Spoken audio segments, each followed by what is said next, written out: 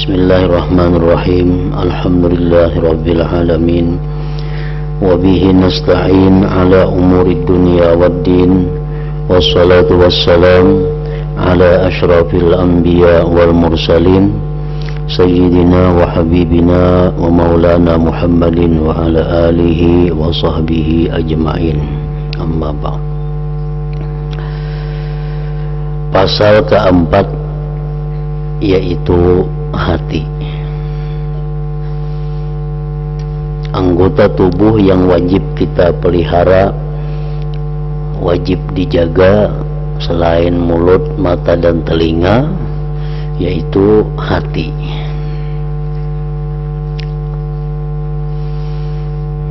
Pengertian hati itu ada dua macam. Yang pertama disebut hati itu adalah daging yang berbentuk.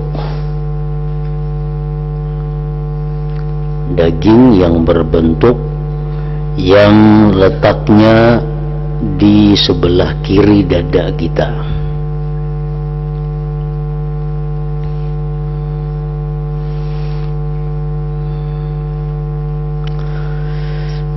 Hati yang ini ada pada binatang, ada pada manusia, bahkan ada pada orang yang sudah mati.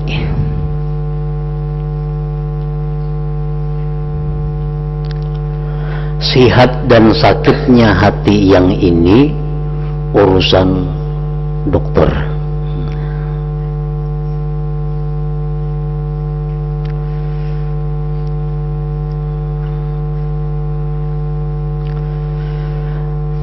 Apabila ada kita mendengar hadis-hadis Rasulullah Sallallahu Alaihi Wasallam atau Al-Quran Al-Karim membicarakan tentang hati, maka yang dimaksud bukan hati yang itu.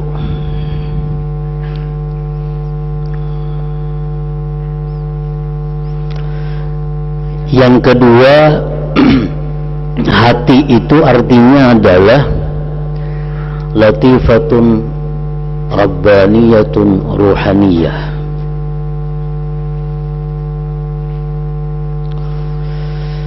Sesuatu yang halus,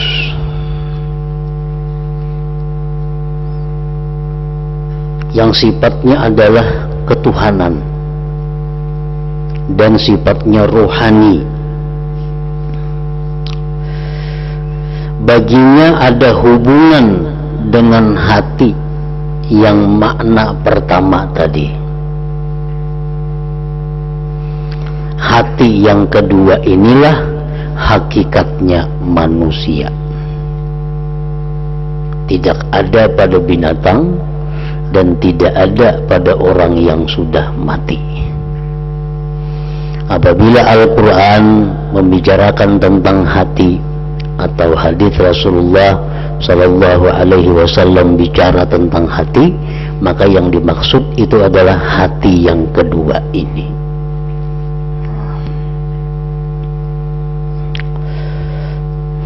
Sihat sakitnya hati ini adalah urusannya para ulama, bukan urusannya para dokter.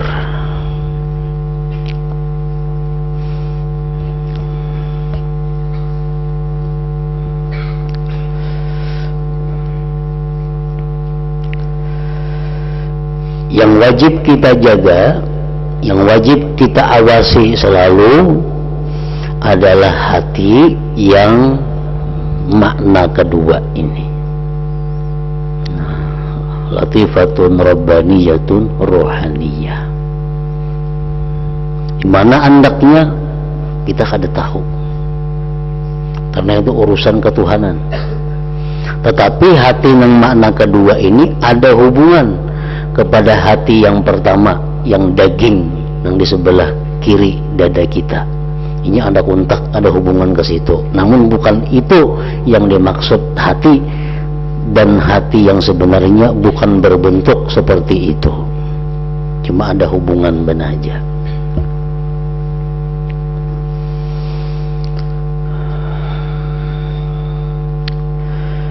Selanjutnya engkau harus menjaga dan membaguskan hati.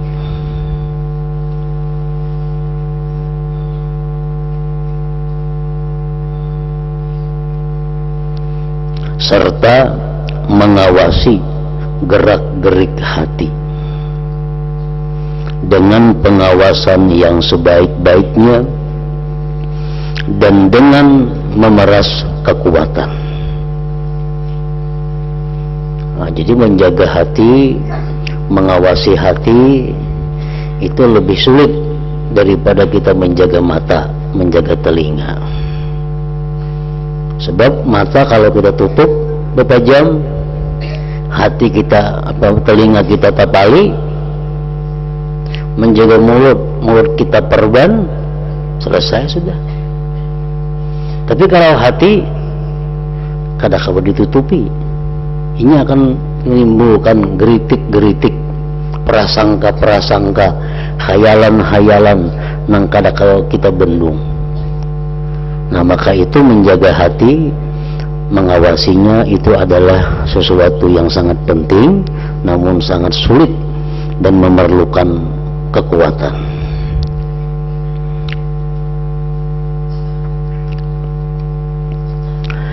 Karena hati adalah anggota tubuh yang paling mengkhawatirkan dan paling banyak pengaruhnya. Di antara seluruh anggota-anggota badan ini, hati yang paling berpengaruh, paling rumit urusannya, paling memayahkan untuk membaguskannya. Kalau hati sudah rusak, membaguskannya itu sangat sulit, menormalkannya sangat sulit. Kalau tangan kita luka, mungkin diobati beberapa hari sudah kering. Tapi kalau hati kita nang rusak, hati kita nang luka, nah membaikinya itu sulit, payah. Paling memayahkan untuk membaguskannya dan paling sulit perawatannya.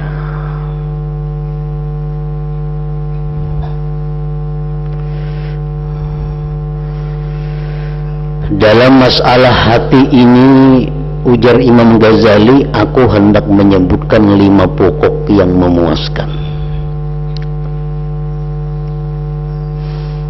1. Firman Allah Ta'ala, ya'lamu kha'inatal a'yun wa ma tukhfis sudur. Artinya Allah Maha mengetahui pengkhianatan mata. Kita ini memandang kepada yang diharamkan Allah, walaupun sekilas orang kadang tahunya, Allah mengetahui. Dan Allah mengetahui apa yang disembunyikan oleh dada atau hati maksudnya. Kenapa seringkali dipakai kata-kata dada, hati itu, padahal lain.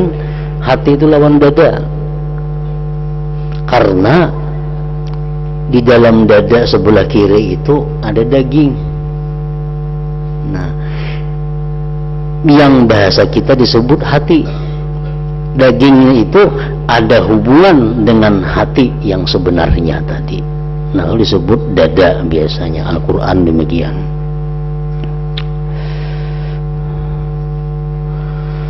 Wallahu ya'lamu ma fi qulubikum, artinya Allah Maha mengetahui apa yang ada dalam hati kalian.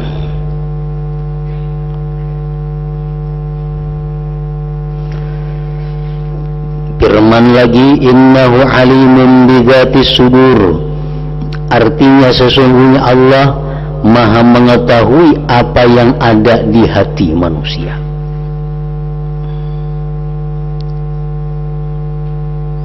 Karena sifatnya hati tadi kan latifatun rabbaniyatun, hati itu sesuatu yang sangat halus, yang sifatnya nisbahnya adalah kepada Tuhan. Nah, jadi apapun yang ada dalam hati Tuhan tahu. karena itu sifatnya Rabbaniyah.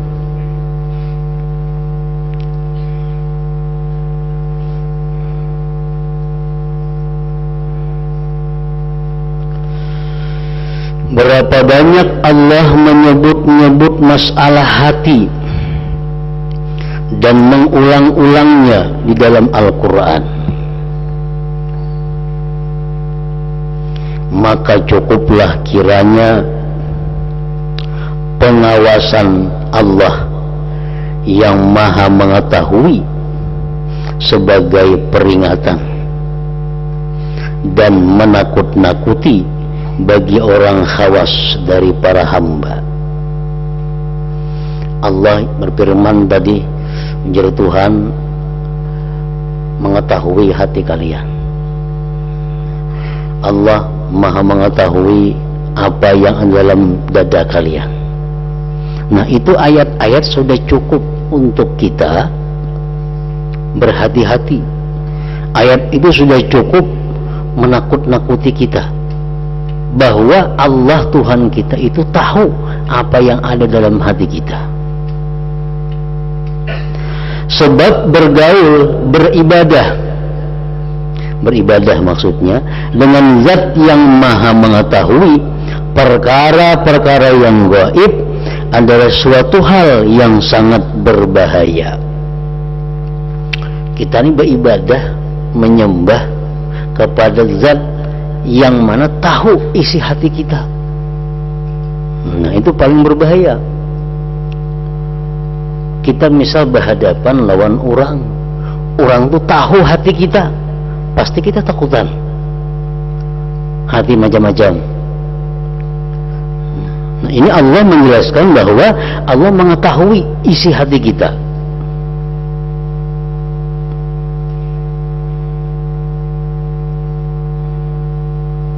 Misalnya kita dipadahkan orang, nyuruh orang sidin itu tahu isi hati kita. Nah, kita bisa kadang berparak dan orang itu ketakutan. Kalau kita disambat hati ikam ini, hati ikam ini. Nah, takutan kita. Hanya mendengar kabar orang aja bahwa sidin itu tahu isi hati kita. Nah, sedangkan ini Allah sendiri yang berfirman menyatakan bahwa Allah itu tahu isi hati kita. Nah, jadi kalau kita beribadah itu sangat berbahaya kalau hati kita ini berpaling dari Allah. Berpaling dari Allah. Kita hanya mengata wajjahtu wajhiya lilladzi fataras samawati wal arda. Wajjahtu wajhiya, aku hadapkan zatku bagi Tuhan yang menciptakan langit dan bumi. Ujar mulut kita nih membaca, tapi hati kita kada berhadap lawan Tuhan. Hati kita mengatakan apa? Nah, Tuhan tahu itu. Bagi Tuhan ini untungnya aja kisahnya pada hatinya berhadap aku, padahal kada bujur.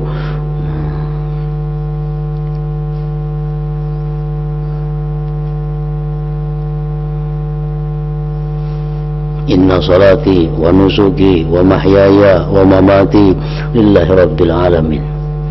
Sesungguhnya sembahyangku, ibadahku, hidupku, matiku karena Allah. Ujar mulut kita nih. Nah, kalau hati kita kadang macam itu, Allah tahu. Tentu Allah akan marah kepada orang yang berkata-kata lain dengan isi hatinya.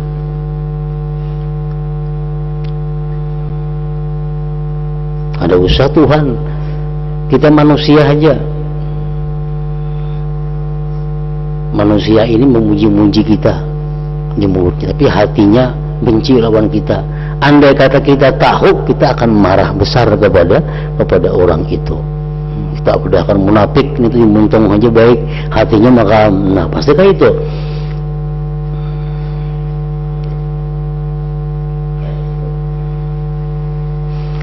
Jadi beribadah dengan zat yang maha mengetahui perkara-perkara yang gaib adalah suatu hal yang sangat berbahaya. Sembahyang, kita ibadah, kita munajat. Sembahyang itu rohnya adalah khusyuk. Kalau sembahyang itu kada ada khusyuk, sembahyangnya mati. hayam mati kada baharaga, hayam mati kada baharaga lagi, ya buang orang benaham. Sembahyang kada baharaga, Tuhan kada menilai apa-apa. Khususnya sedikit, sembahyangnya sakit ngarannya. Jadi nilai sembahyang itu adalah kekhusyuan kita. Karena khusyuk itu antara lain adalah satunya perkataan, satunya perbuatan dengan hati. Kalau kita ruku tapi hati kita kada ruku, itu sudah kada khusyuk. Sedangkan Allah tahu hati kita ini kada ruku. Rahatan ruku tapi hati rahatan makan. Rahatan sujud tapi hati rahatan berpendirian. Allah mengetahui, oh ini orang ya Tuhan kada sesuai, kada dihargai oleh Allah sembahyangnya itu, bahkan dijadikan siksa kepadanya dengan siksa berupa pukulan-pukulan di wajahnya.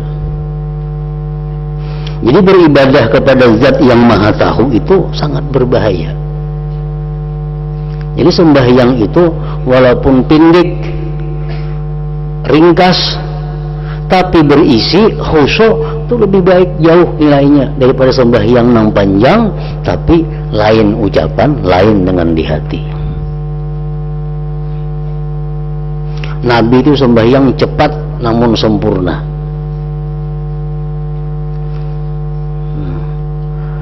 Kalau lambat-lambat sembahyang lambat, sembahyang hati kalau kasih tuh kamariainya.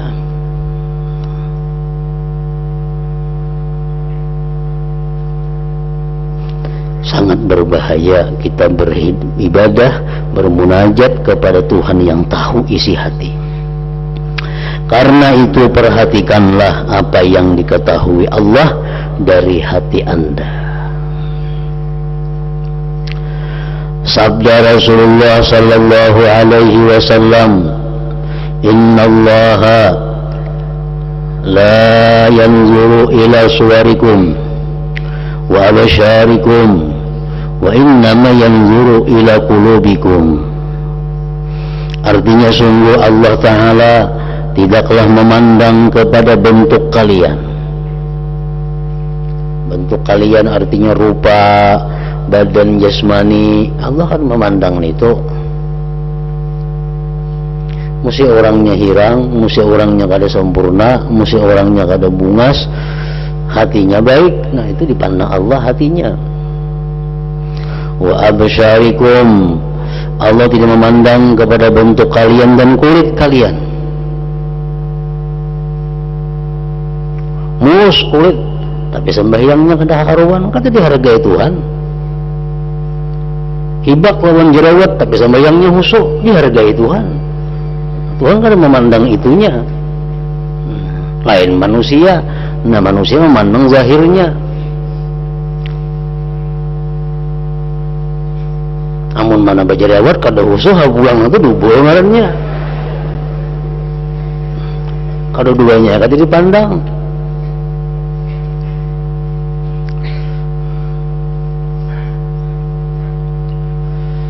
Tetapi yang dipandang hanyalah hati kalian. Hati kalian. Hati kita mulus, hati kita bersih. Nah itu yang dipandang oleh Allah.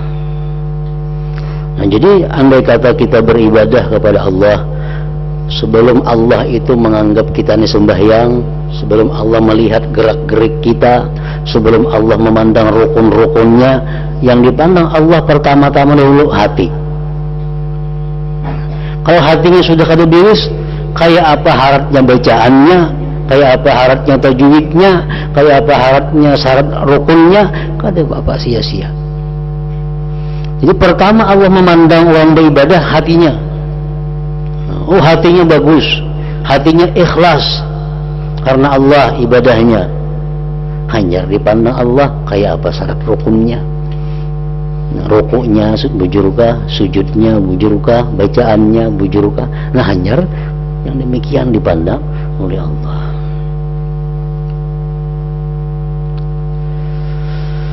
Kalau begitu, hatilah sasaran pandangan Tuhan, seru sekalian alam. Jadi sungguh mengherankan orang yang hanya menaruh perhatian kepada wajahnya, yang merupakan sasaran pandangan manusia.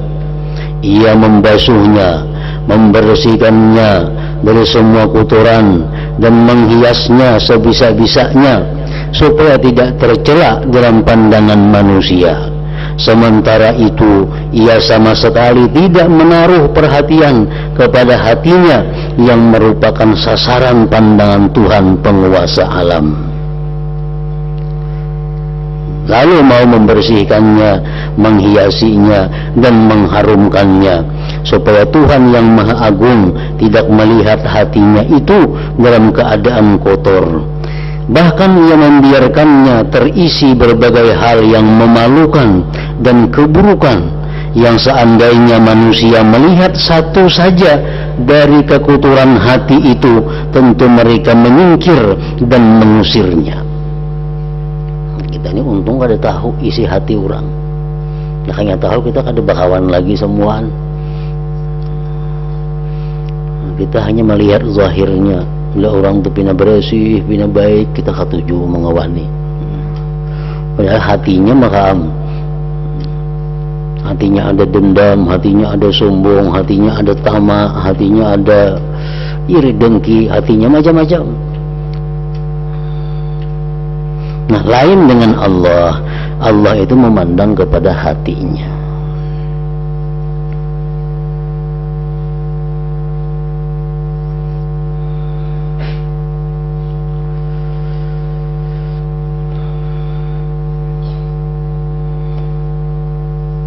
Mudah-mudahan Allah Ta'ala berkenan memberikan pertolongan kepada kita.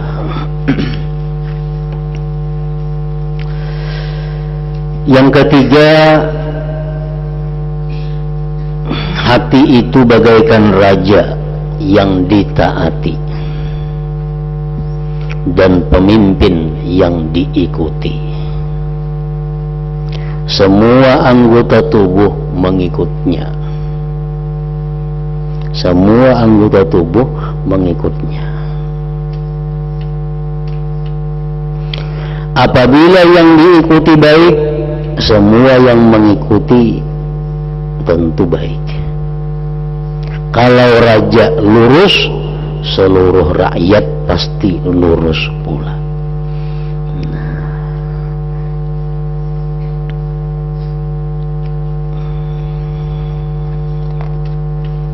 Ini alasan yang ketiga, kenapa kita mesti menjaga, membersihkan, membaguskan hati. Pertama, karena Tuhan mengetahui hati. Yang kedua, karena hati merupakan pandangan pertama dari Allah.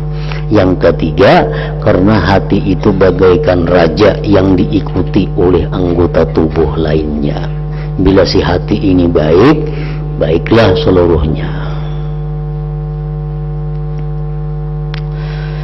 Keterangan seperti ini telah disebutkan dalam sebuah hadis yang diriwayatkan dari Rasulullah sallallahu alaihi wasallam. Beliau bersabda, "Inna fil jasadi mudghatan idza salahat atau saluhat saluhal jasadu kulluh wa idza fasadat fasadal jasadu kulluhu ala wahiyal qalbu."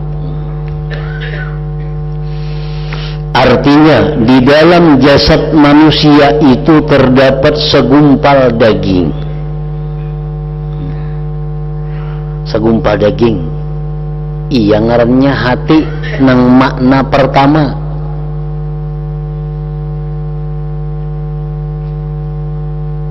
Tapi hati nang segumpal daging ini ada hubungan kepada hati nang sebenarnya. Nah, makanya di sini Nabi mengucapkan segumpal daging. Yang apabila baik, maka baik pula lah seluruh jasad. Dan apabila rusak, maka rusaklah seluruh jasad. Ingatlah, segumpal daging itu adalah hati.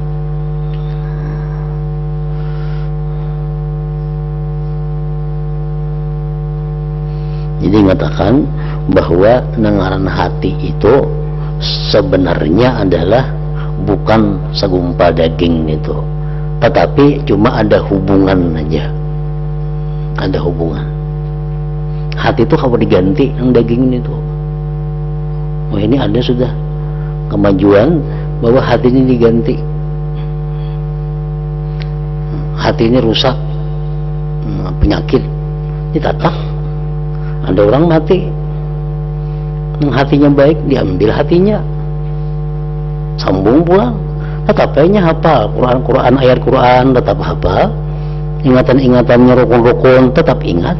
Berarti lain itu maksudnya hati yang sebenarnya tadi, ia latifatun rabbaniyatun tadi, cuma ada hubungannya ke situ.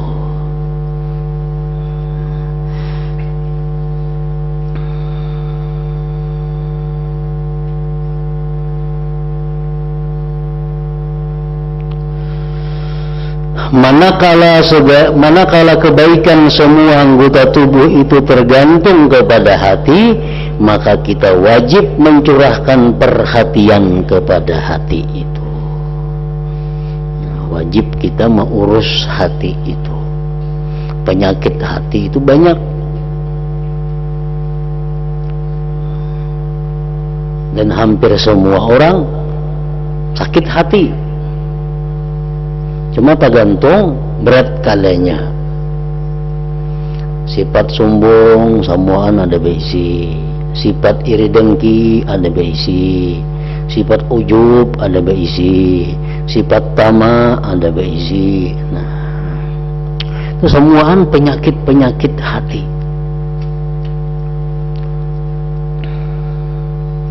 Makanya para ulama mengajarkan kepada kita, di samping usaha-usaha ilmu-ilmu untuk memperbaiki hati itu, mereka pun mengajarkan doa-doa permohonan kepada Allah. Seperti doa yang sering kita dengar, Allahumma ya Rabbi bijahi nabiyyikal Mustafa wa rasulikal murtada tahhir qulubana an kulli wasbin yubaiduna an musyahadatika wa mahabbatik. Itu salah satu pengobatan hati.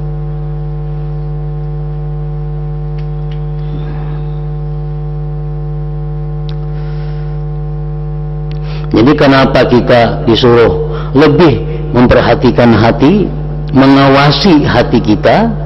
Karena hati itu tadi sebagai raja di dalam tubuh kita. Bila inya baik, baik semuaan. Inya kada baik, ia sudah semuaan kada baik.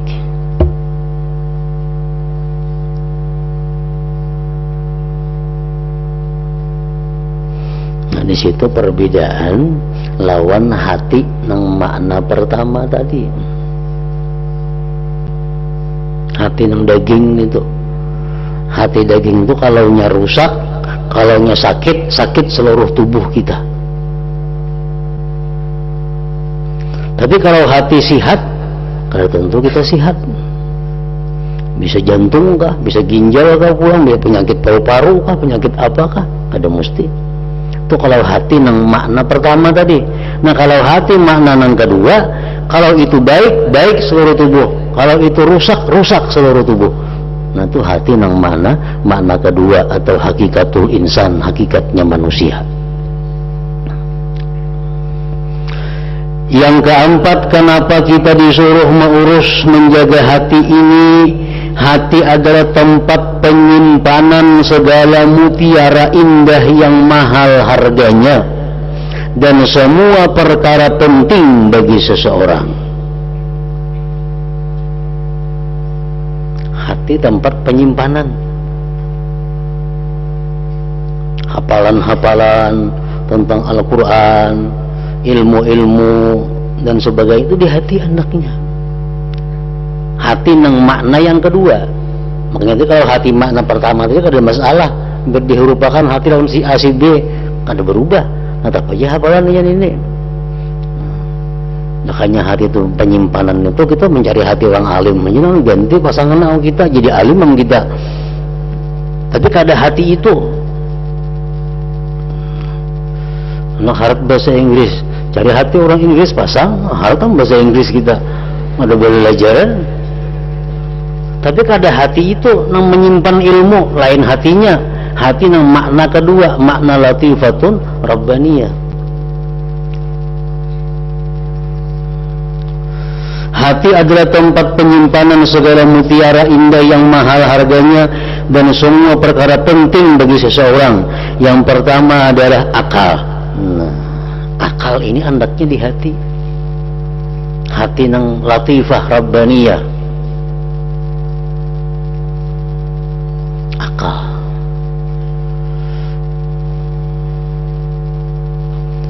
Akal itu fungsinya apa? Banyak fungsi akal. Salah satunya mahallul idrak, tempat memperdapati.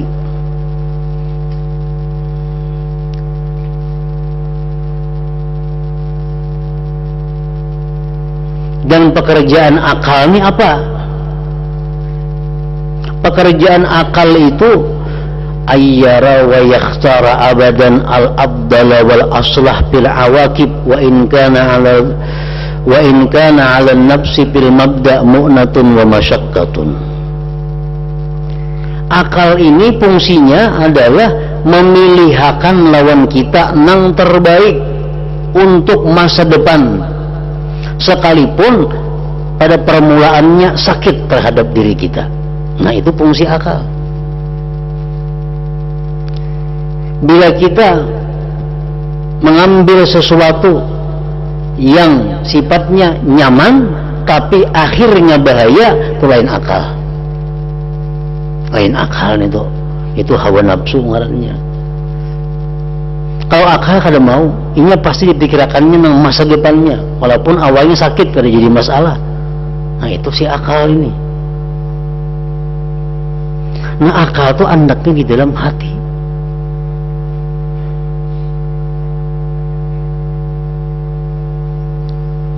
Awal si akal ini merupakan makhluk Allah yang sangat mulia. Makhluk Allah yang sangat mulia. Hadis Rasulullah mengatakan awalu ma khalaqallahu al-aqla fa qala aqbil fa aqbala summa qala adbir fa adbara summa qala Allah azza wa jalla wa izzati wa jalali ma khalaqtu khalaqan akrama alayya minka. Awal yang diciptakan Allah adalah akal. Ya Tuhan, wahai akal kemari, datang, taat. Ya Tuhan, hai akal mundur, taat. Ujar Tuhan, demi kemuliaanku, kebesaranku, tidak aku ciptakan makhluk yang lebih mulia daripada engkau. Bika akhudhu wa bika u'ti wa bika uthibu wa bika u'aqibu. Dengan engkau lah hai akal, aku akan menarik, aku akan memberi. Dengan engkau lah hai akal, aku akan beri pahala dan menyiksa seseorang. Kita sembahyang, cuma kita kada berakal, adalah pahalanya, kada ada pahalanya. Akal ni namulah pahala. Ya Tuhan, bika usibu, sebab engkau hai akal, aku memberi pahala kepada manusia. Orang minum arak cuma kada ada akal, berdosa lah, kada berdosa. Akalnya kada ada. Bika wa'aqibu, dengan engkau lah hai akal, aku menyiksa orang, aku menyiksa manusia.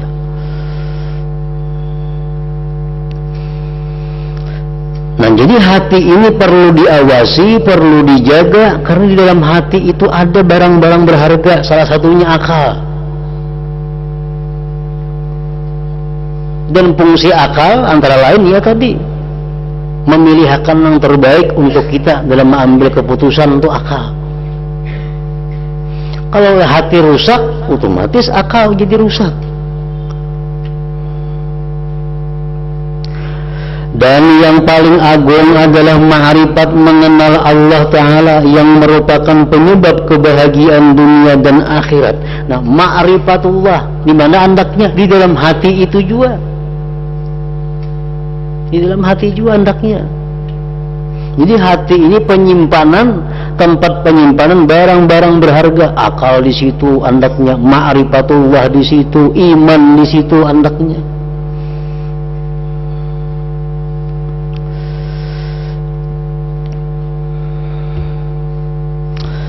Kemudian penglihatan hati yang menyebabkan bisa maju dan memperoleh kedudukan di hadapan Allah Ta'ala. Itu di dalam hati juga hendaknya.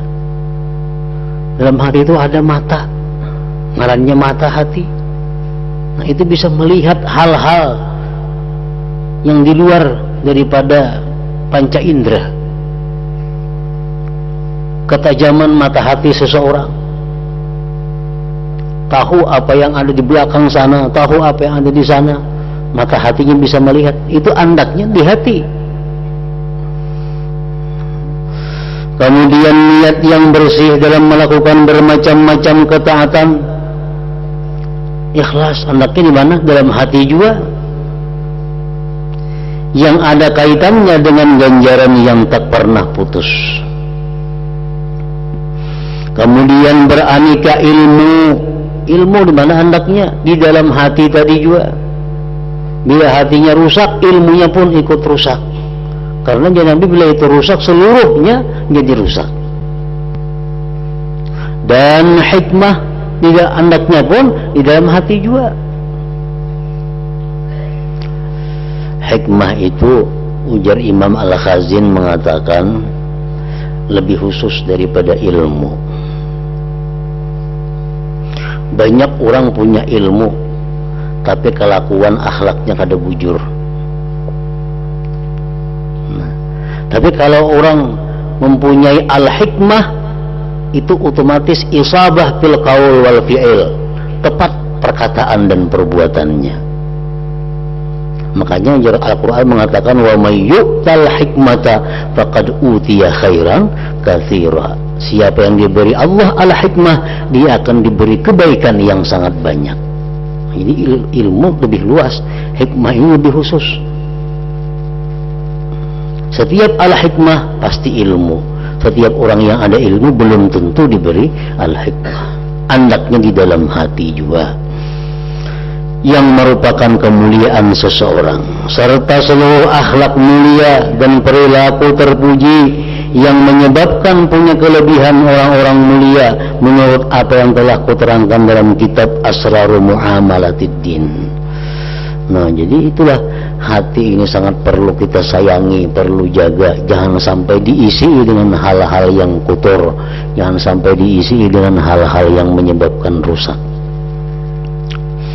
Sudah selayaknya lah tempat penyimpanan yang isinya seperti ini harus dijaga dan dipelihara dari segala kotoran dan afat penyakit, serta jangan sampai tercuri dan dirampok. Jangan sampai hati kita dicuri, dirampok oleh syaitan sehingga dikuasai oleh syaitan.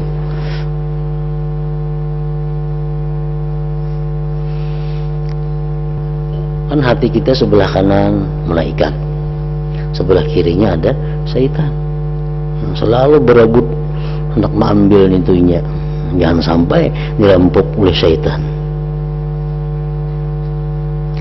Juga harus dimuliakan dan diagungkan dengan berbagai kemuliaan, supaya benda-benda indah itu, ma'rifat, akal, mata hati, ilmu, al-hikmah dan lainnya tadi, tidak terkena kotoran dan jangan sampai diambil oleh musuh. Nah, jadi untuk memperbaiki hati diperlukan ilmu, mengawasi hati, menjaga hati diperlukan ilmu, satu. Kemudian yang kedua diperlukan pengawasan kita. Nah, yang ketiga diperlukan lagi apa? Permohonan doa kepada Allah agar dibantu, ditolong oleh Allah untuk mengawasi hati itu. Nah, yang kelima, aku telah merenungkan